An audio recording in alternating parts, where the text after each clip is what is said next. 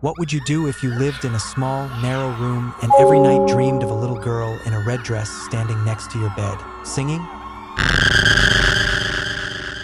Today, I'm going to share a story from a netizen named Henry. He told a real and bizarre experience that happened while he was renting a place. In the following video, to help everyone better understand, I'll be narrating the story from a first-person perspective. In June 2018, I started working at a foreign trade company. To make commuting easier, I planned to rent a place near the company. After work on Friday, I met with a real estate agent who showed me several apartments she had available. But after viewing them, I wasn't really satisfied. Either the environment was poor or the price was too high. As the day turned to night, I was ready to leave. But the agent told me there was still one more apartment I hadn't seen. She said it was quite spacious, well-furnished, and most importantly, the rent was incredibly cheap. I was going to turn her down, but the mention of low rent made me reconsider. Since my salary wasn't high at the time, I really didn't want to spend too much on housing. When we got there, I found out it was a loft. It had 2 bedrooms, a living room, and even a terrace.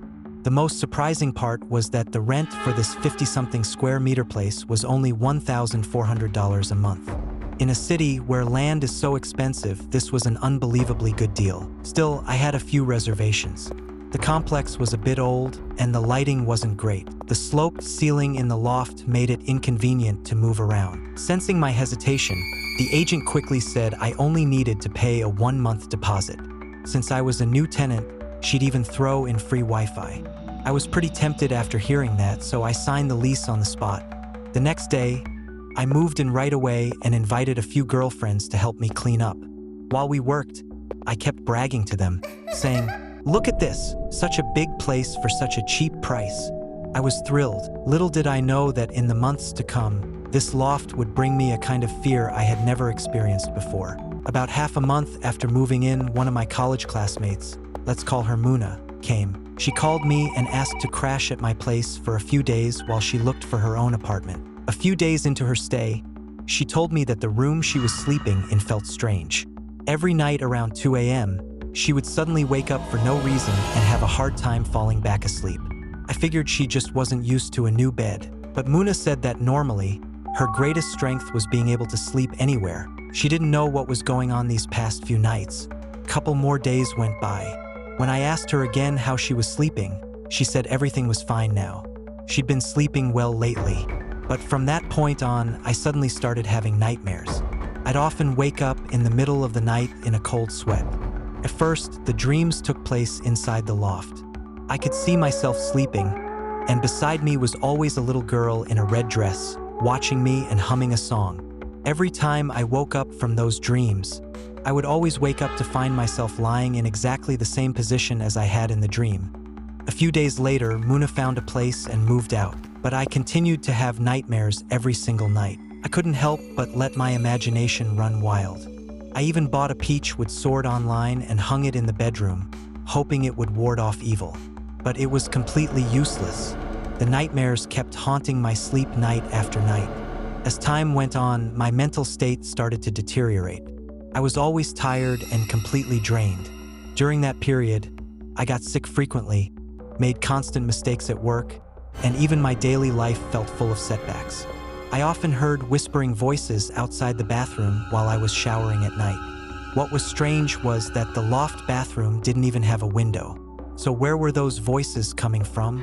About a month later, the strange events escalated.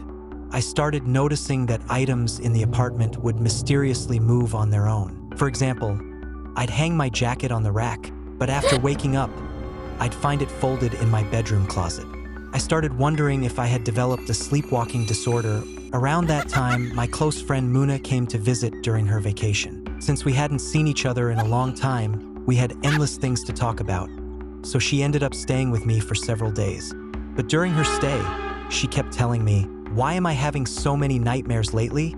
One morning, she told me that after I left for work, she was lying in bed playing with her phone when she suddenly felt someone sit on the edge of the bed. Thinking it was me, she asked, "Why haven't you left yet? You're going to be late for work." But when she turned around, she realized I wasn't even home. Later, in August, I was lying on the sofa watching a variety show on my laptop. Around 10 p.m., I was too tired to continue, so I shut the laptop down and placed it on the coffee table. I didn't even go back to the bedroom, I just fell asleep on the couch. Around 2 or 3 a.m., I was startled awake by the sound of the variety show playing from my laptop, but I clearly remembered shutting it down before I went to sleep. Yet somehow, it had turned itself back on and started playing again. I panicked and ran straight into the bedroom, grabbed Muna, and broke down crying. She was so shocked by my sudden breakdown that she was terrified. When she finally left, she kept urging me, "You need to move out of that place. There's something seriously wrong with it." I agreed with her on the surface, but in my heart, I was thinking, where else could I find such a spacious place with such low rent? Aside from the nightmares, I hadn't suffered any real harm in the past 2 months.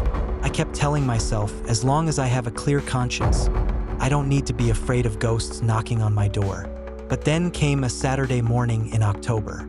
Just as I was half awake and about to get out of bed, I suddenly felt a heavy weight pressing down on my thighs.